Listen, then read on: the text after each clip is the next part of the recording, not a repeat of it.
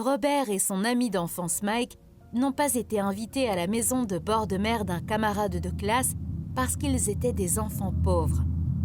Robert est rentré à la maison et a demandé à son père comment devenir riche.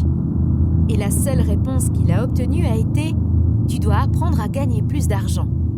Même enfant, Robert a compris que ce conseil ne l'aiderait pas à devenir riche.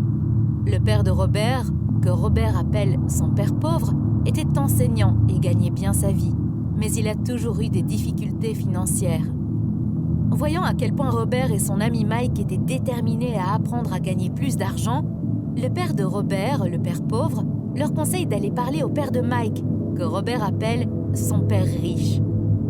Robert et Mike sont tous deux très surpris car le père riche n'est pas encore riche. De plus, il n'avait jamais terminé son année de 4e, mais dirigeait plusieurs entreprises prospères.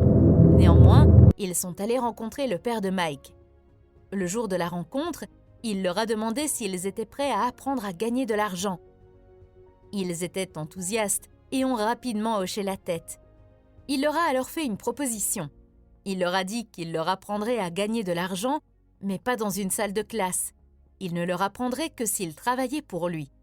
Selon lui, ils perdraient leur temps s'ils voulaient simplement s'asseoir et écouter comme à l'école. Ils pourraient apprendre plus vite s'ils travaillaient pour lui.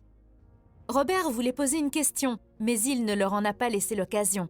Il a dit que s'il ne pouvait pas prendre une décision décisive, alors il n'apprendrait jamais à gagner de l'argent. Les opportunités vont et viennent, et être capable de savoir quand prendre des décisions rapides est une compétence importante. Il savait qu'il devait prendre une décision.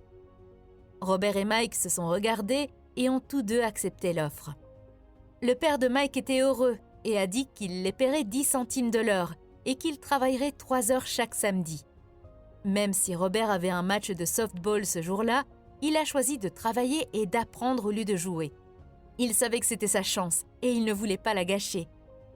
Robert et Mike ont donc commencé à travailler pour Madame Martin, qui était une employée du père de Mike et qui s'occupait d'un petit supermarché.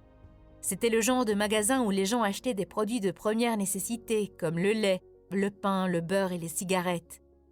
Le seul problème était que les magasins n'avaient pas de climatisation, donc ils devaient garder les portes grandes ouvertes sur la route et le parking, ce qui signifiait que la poussière tourbillonnait et se déposait à l'intérieur chaque fois qu'une voiture passait. Leur travail consistait à retirer les boîtes de conserve des étagères, à les brosser avec un plumeau pour enlever la poussière, puis à les ranger soigneusement. C'était un travail ennuyeux et abrutissant. Ils travaillaient 3 heures chaque samedi et étaient payés